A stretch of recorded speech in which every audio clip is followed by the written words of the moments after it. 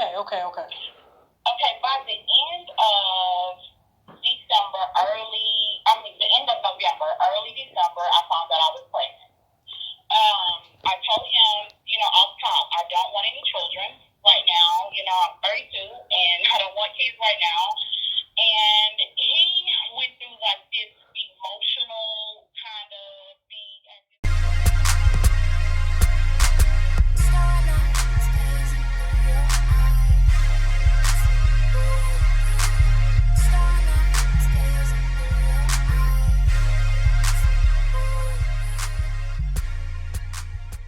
What's poppin'? It's your boy Zillionaire. Welcome to the show.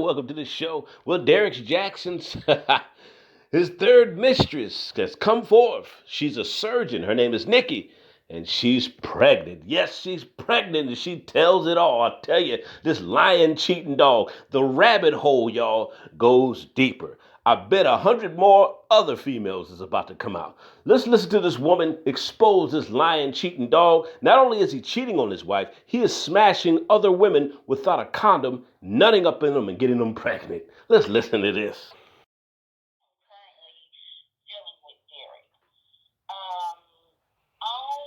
I don't have social media.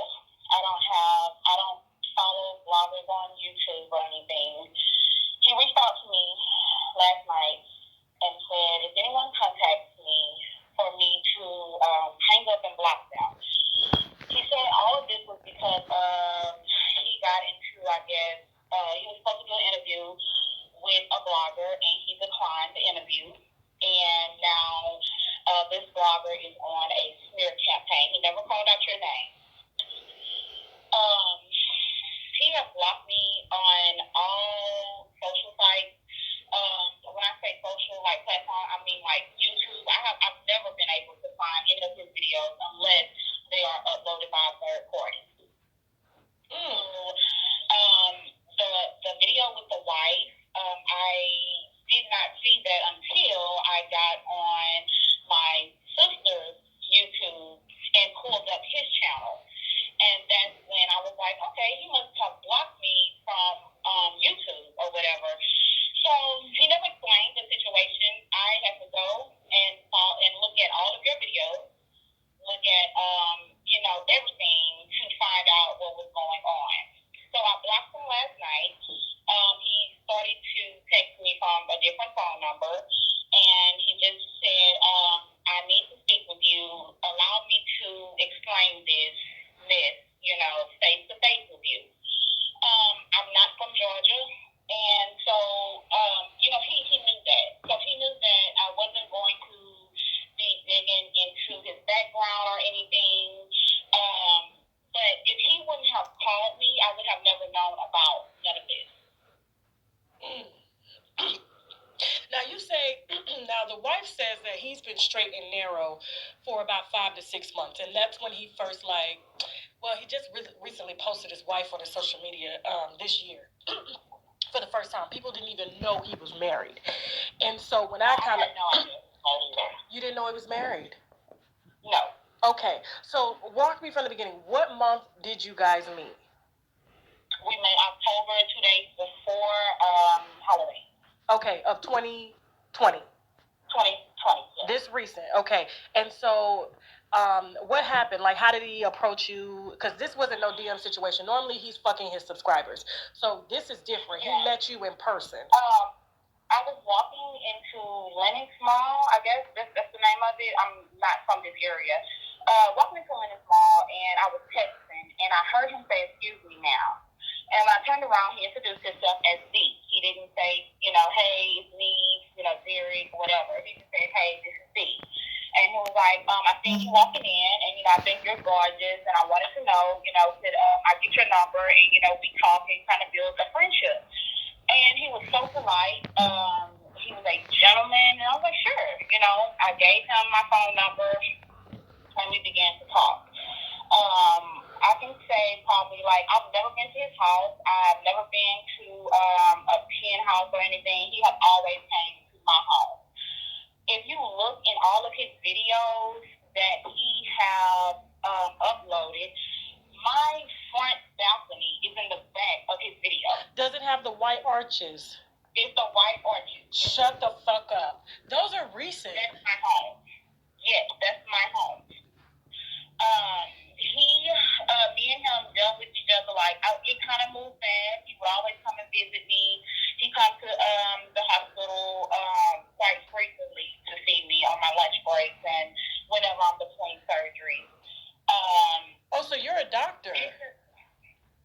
That's why you don't have social media. You got a bag. That's correct. That's correct. So this kind of blew my mind. And when he spoke with me, the first thing he tried to say was that if a blogger contacts you, I want to protect, your medical life. So I don't want you in this frenzy with me. He told me that his wife and you knew each other. So this was a smear campaign towards him. What? But when I look online, you're sitting next to your wife on a video explaining that, you're not this person, and you're texting me an hour later after uploading this video saying, I'm going to explain this to you. Wow.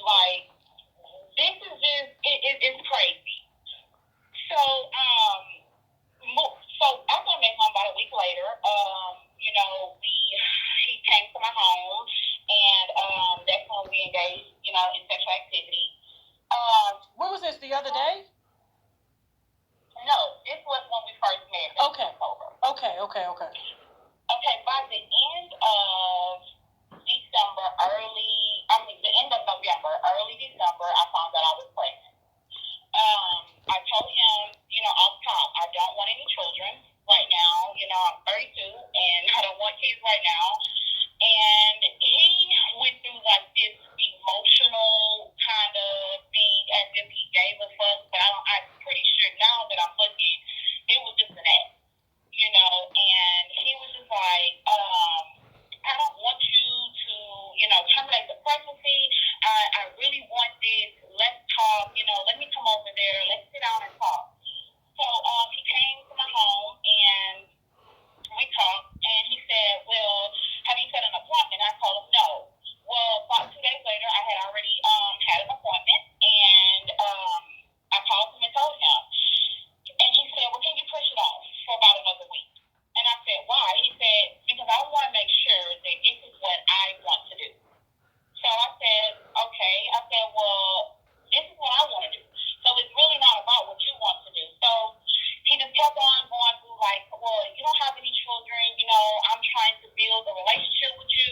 I don't want this to end like this. But I'd already had my mind made up that this was the end of it. I was not going to continue a pregnancy with someone I'm not with. I'm just actually dealing with, whenever I'm free, basically.